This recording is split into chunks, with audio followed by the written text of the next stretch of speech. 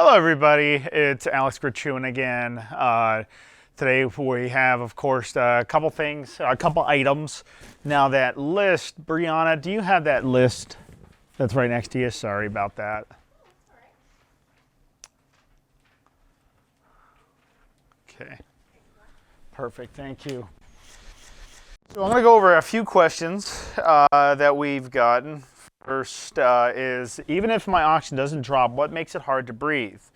So, all right, that's a pretty simple question to understand. So let me kind of draw this up on here, just so you can kind of understand this a little bit more. All right, so let's say I have an artery. And mind you, if you have any questions or anything like that along the ways, just write in the chat section of this, and then I'll be happy to answer any types of questions as we move forward. So let's say this is an artery, okay? And blood is running through this artery at what speed? And this is answering that question. The question was, even if my oxygen doesn't drop, what makes it hard to breathe? What causes my bronchial tubes to close and make it hard to breathe? So this is kind of like what I'm going over right now. There's a lot of things that I would have to look at the diagnoses first. I would have to look at the diagnoses to see what the complications are, if it's, exercise-induced asthma or anything like that. So, but in this case, this is going to kind of help out with that answer, this question. So I have an artery. Blood is running through here at what speed? What do you think? Let's say 70 beats per minute. Okay. All right, so we have 70 beats per minute. Now, let's add a tissue to here. And let's add another tissue down here. Let's say this tissue consumes 10% of my oxygen during exercise, and at rest, it only consumes 0.24%. While this tissue here, let's say, consumes 5% during exercise, and I put an E underneath of that, I put an R next to that as resting. And I'll go over that in just a second, what is resting versus exercise. That's based off of RPE, rate of perceived exertion. So during resting, let's say this is 0.04%. So blood is running through here at what speed? 70 beats per minute. These tissues are going to consume oxygen. And if they consume oxygen, what do they relieve? What do these tissues release if they consume oxygen? They give off CO2, right? It's the byproduct. So let's say the oxygen coming in is at 90%, let's say 95%, okay? So that's my SpO2, by the way. Okay, so it's coming in at 95%. Now, as it runs through here, how does it get past the semi-impermeable membrane for oxygenation? So how does the O2 transport past this membrane so that tissue can absorb it? So at 95%, it's coming in, oxygen flows to this tissue. Now, how does it get past the membrane? It has to get through a membrane with pressure. So what pressure are we talking about? Blood pressure. Let's say our blood pressure, now we're going to put a blood pressure up here. Let's say it's 120/70. Okay? How do I know 120/70 is a good pressure anyways? Because if I took my systolic pressure and minus by my diastolic, and if it's a greater than 25 millimeters of mercury, then that's good enough pressure. It's based off of Charles' law, Boyle's law, Gay-Lussac's law on the gas laws, where time, temperature, and pressures. This, in regards to this is just in pressures alone. So anyways, oxygenated blood is running through here, gets past this membrane. So as it gets past this membrane, we have 120 millimeters of mercury of pressure to push the oxygen past this very selective membrane. And then diastolic, the bottom pressure is, and that's, you have one high pressure, one low pressure. You have one pressure to push nutrients past the cell, and you have another pressure to pull the bad stuff out, right? So now, as the oxygenated blood comes in, and let's say, let's throw a curveball in here. let's say my blood pressure was, instead of 120/70, let's pretend, let's make this fun. Let's say it's 84/14. Let's say your blood pressure is 84/14, which is a death sentence, by the way. You would be in a coma if that was true. But let's just pretend. Oxygenated blood couldn't get past that membrane because the pressure is too low. So the content of oxygen stays in your blood. Just because you have oxygen in your blood doesn't mean it's transporting into tissues. So if 100% comes in, and everyone, do me a big favor right now, if you can. Go ahead and take a very large deep breath. Now exhale.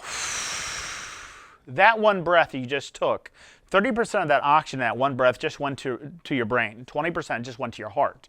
That's 50% of every breath you've ever taken ever since you were born went to those main organs.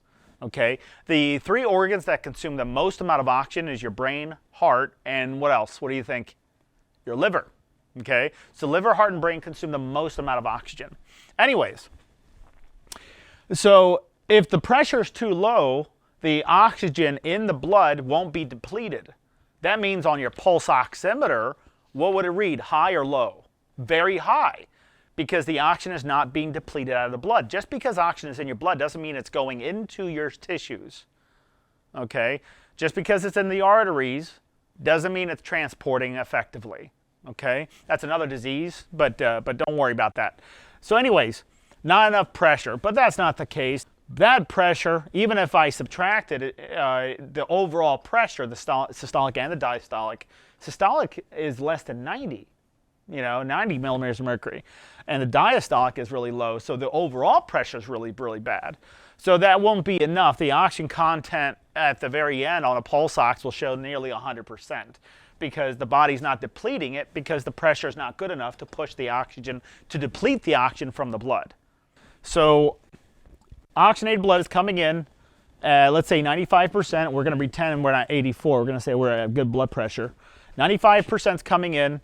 10% was just subtracted. What am I down to now? 85%. Okay. CO2 is starting to build up in the blood, because why? When 1 cup of oxygen comes in, 1 cup of CO2 comes out, right? So oxygenated blood is still running through here at 85% after this tissue. 85%. This tissue consumed 5%. So now I'm down to my SpO2 is 80%. Okay. My pulse rate is 70 beats per minute. Okay. I drew a little heart there. My blood pressure is 120/70. So anyways, oxygenated blood's coming in. Start out with 95, okay? Drop down to 80%. And why did it drop down? Because my body's utilizing it, it's using it, right? It's using it. So if I stayed at rest, my SpO2 would be very high if I sat down and did nothing. So oxygen started at, like I said, 95, dropped down to 80%. Now it has to come up. What has to happen in order for your oxygen to come back up to 95, maybe even past that? So let me show you like this.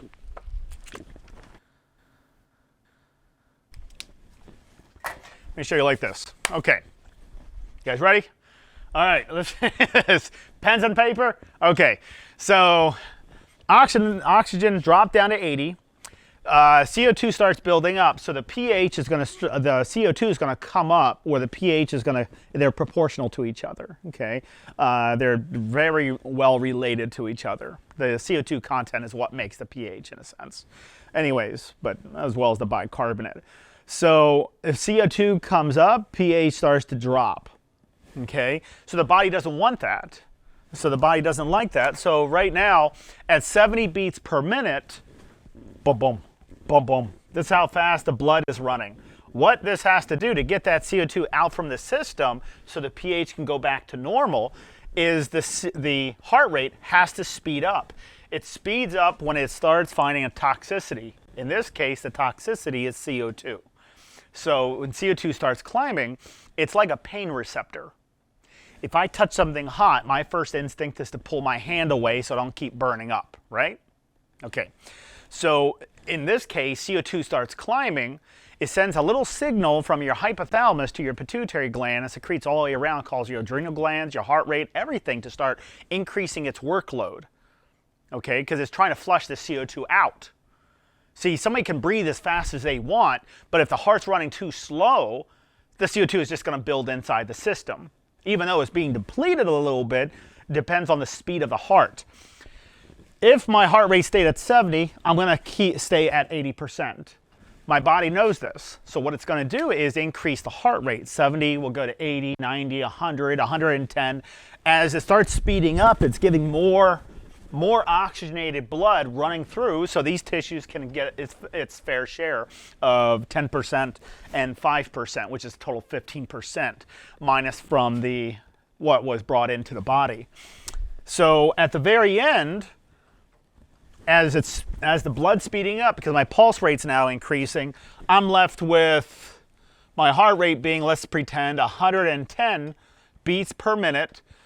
My SpO2 went back up to 95%. That CO2, when you're working out, a good way of looking at what your CO2 is looking at your heart rate. If your heart rate's high, your CO2 is high. Okay, it's a good way. It's not a blood gas because you're using a pulse oximeter to determine, but if you have a high heart rate, you have a high CO2 content, because the body's trying to flush this stuff out, So anyways, so my oxygen is back up to 95, the time frame from here to there, when it drops down, is usually around 30 to 40 seconds. So I've worked with the Olympics, and I remember on the sidelines, I've seen some of the best athletes in the world trying to break world records. And I've seen their oxygen levels go from nearly 100%, and as soon as they start sprinting, their oxygen dropped down to 74%, and they have to wait. And I'm looking to the sidelines to the exercise physicist on the side, and I said, he's dropping down to 74%. And he said, Alex, that's normal. I said, why is that normal? And he says, well, the person's exercising. The person's trying to break world records. Have you ever seen any Olympian cross the finish line and didn't really vomit on themselves? I said, okay, that's a good point. I said, do you ever see them, look a little lethargic, a little out of it, probably passing out? And he said, well, that's what's going to happen. Oxygen is going to dip down depending on the severity of the exercise. That's what we look at in RPE, which I'll go over next. Anyways, oxygen dropped down. I start feeling increased work of breathing because my CO2 starts climbing, not because of my oxygen. So my oxygen is back up to 95%. My heart rate's 110 beats per minute. My systolic pressure will actually increase about 10 torr. Torr is T-O-R-R. It's the equivalent to millimeters of mercury. It's just another way of saying it. So why does your systolic pressure climb during exercise, usually in the first 5 minutes? Well, look at it this way. 120 millimeters, pretend this is an oxygen molecule. And oxygen is trying to pass through that membrane, and it gets pushed through systolic pressure. Okay, so with 120 millimeters of mercury, it'll push through that membrane no problem. Okay, when it increases the pressure a little bit, now it's going to shoot it through. Instead of easily pushing it through, it's going to shoot it right past the membrane. It's based off of supply and demand, basically. Anyways, so now I'm back to a good level. So what causes out of breath? CO2. That's a ventilation problem. If somebody is feeling out of breath, I've seen a lot of Olympians feel out of breath because they're exercising, they're doing their, whatever their obstacle as fast as humanly possible, trying to break world records. But each and every single one of them get out of breath. Doesn't mean there's something wrong with their lungs. A cheetah goes 80 miles an hour. It can go 80 miles an hour, but at the very end, it's not just doing, oh, that was a good kill. I'm going to eat really well, especially with my family. It's not doing that. It's out of breath. Okay, it's panting. Okay, there's nothing wrong with being winded when you're working out. It's how to manage it. So as we manage our work of breathing,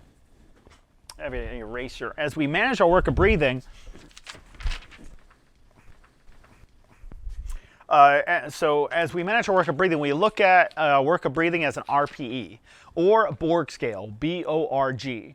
Borg scale is a subjective term that basically describes how you feel subjectively.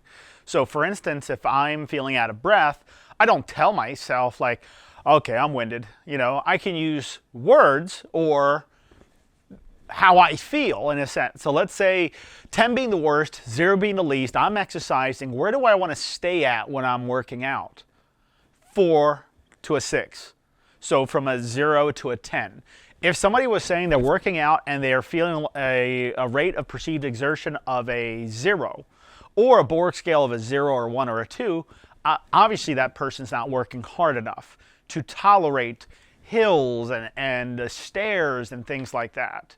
Okay, so they're making it too easy on themselves. When you're going up a hill, your RPE, let's look at it like this. I have an eraser somewhere, but it's all right. Anyways, let's say it's like this. This is 0. This is 10. Okay, and I put in the numbers 1, 2, 3, 4, 5, 6, 7, 8, 9, and 10. Over here would be my RPE or my Borg scale or my pulse rate. All right, so RPE, it could be a Borg scale, it could be a pulse, you know, it could be a talk test. I apologize, I think I was talking too loud there. Okay, we can add any of these in here, all right? So this would be, let's say, 0, 1, 2, 3, 4, 5, 6, 7, 8, 9, and 10, okay? With this actually being the 10 mark. All right. So let's do this here. This would be, let's say, sitting down. This would be light cardio exercises of pulse rate. Usually around there is around 40 to 60, 60 to 75, 75 to 80% of your maximum heart rate. To determine your maximum heart rate, you just take the number 220 and minus it by your age. That's all you're doing. 220 minus your age. Okay? So anyways, if I was going to work out, let's say, and my rate of perceived exertion, let's say this rate, we understand what this is? And do we understand what this is? So this is your rate of perceived exertion, okay? So anyways, let's say I'm working out at a Borg scale of a 2.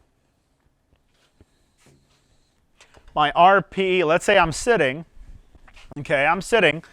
My rate of perceived exertion will be roughly around 0 to 1, meaning I'm not going to feel winded whatsoever. I can talk. I can, you know, I understand, like, meaning like the more words I can say, the better. If I'm exercising, and let's say I'm exercising and I'm saying, let's say I'll say my breathing is manageable. I'm exercising, I'm saying my breathing is manageable. I'm saying one word every breath, okay?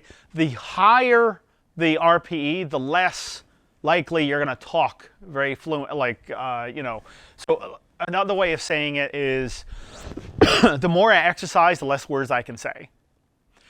Where you want to be at is a 4, 5, and 6, which is equal to talking at least 3 or more words. If you can say my breathing is manageable, you're at a good exercise level.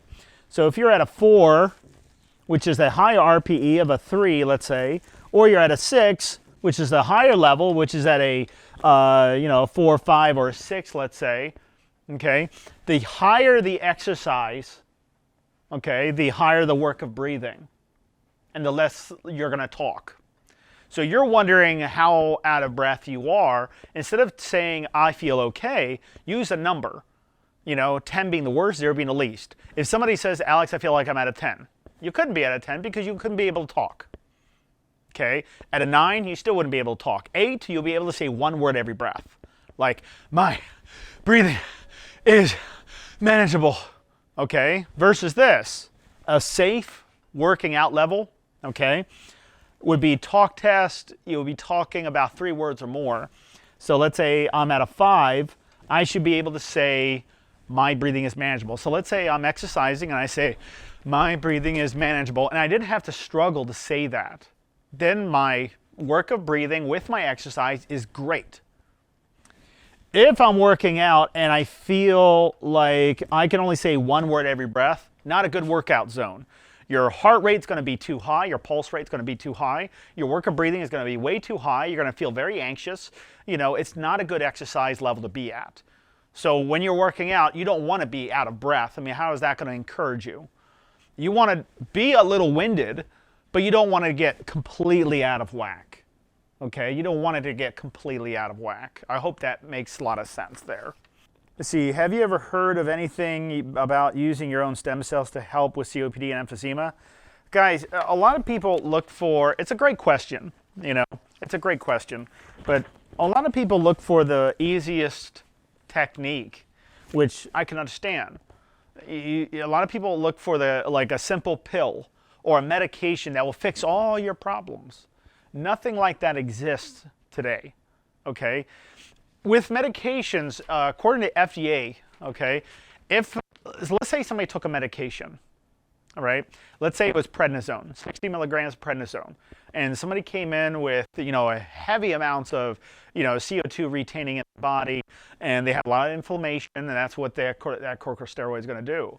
So it's going to help with inflammation, okay? But how much is a medication supposed to help you or relieve you by?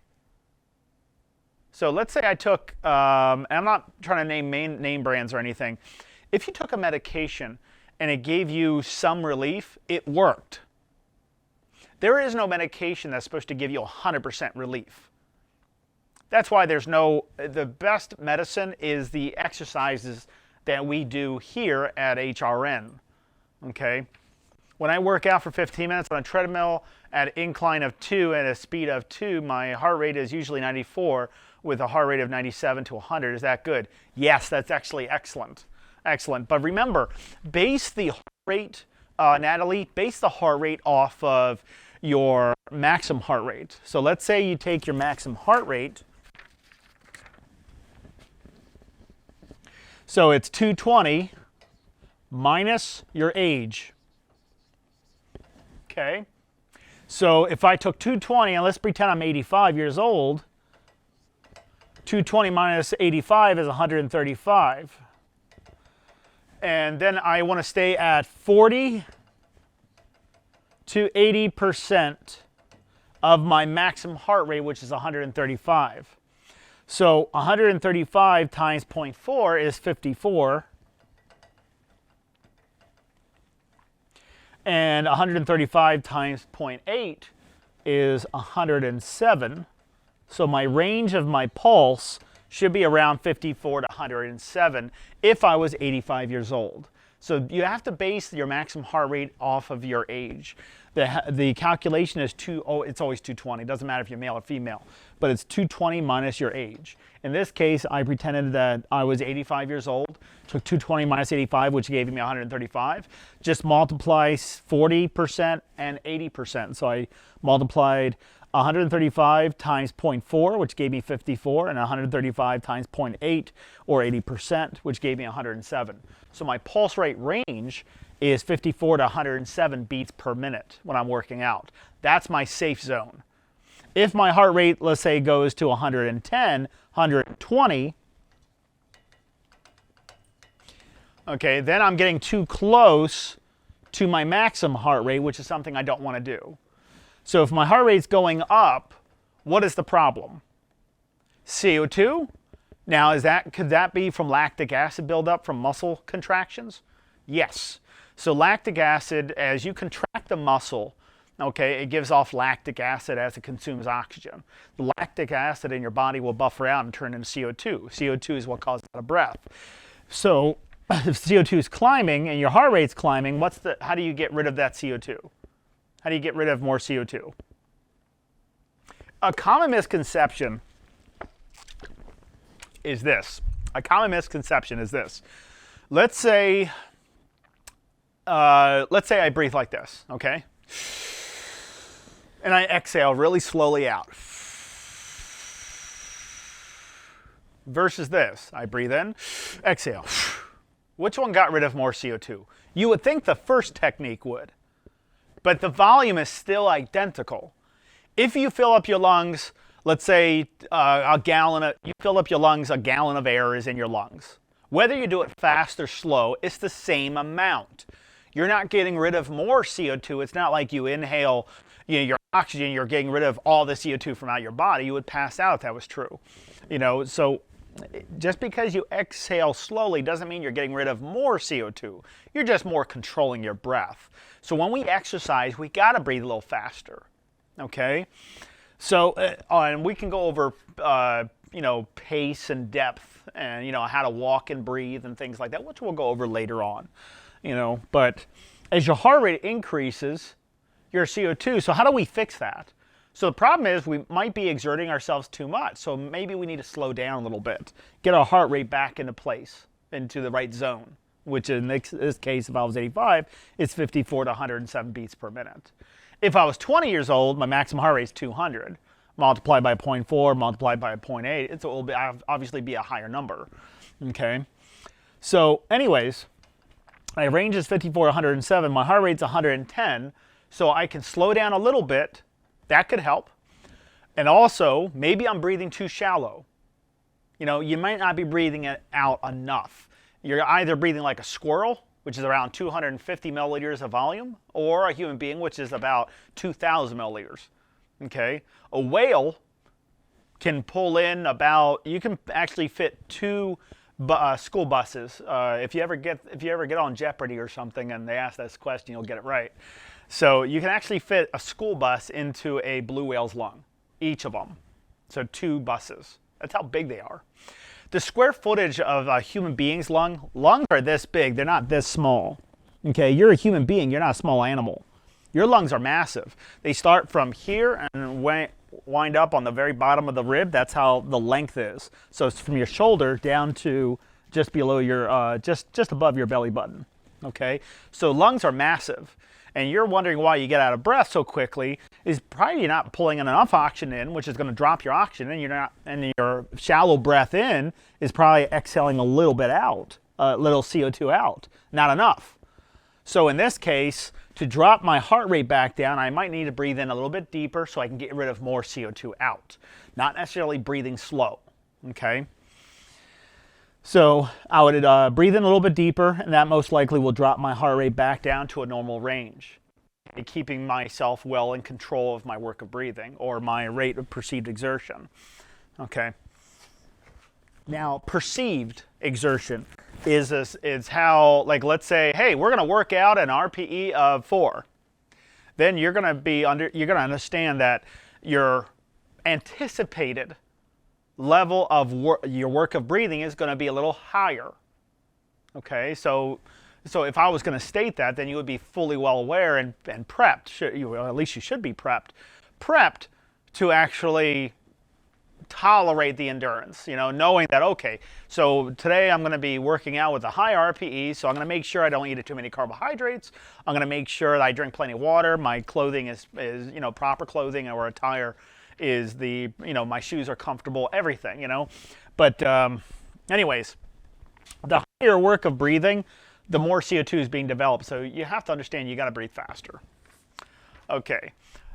So when I work out for 15 minutes, Natalie was asking or saying, when I work out for 15 minutes on a treadmill at an incline of 2 and a speed of 2, my heart rate is usually around 94 with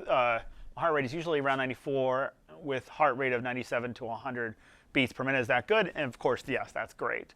But remember, do the calculations to make sure you're in a good level. That's all we have time for today. Guys, please follow us on Twitter, Instagram, and YouTube.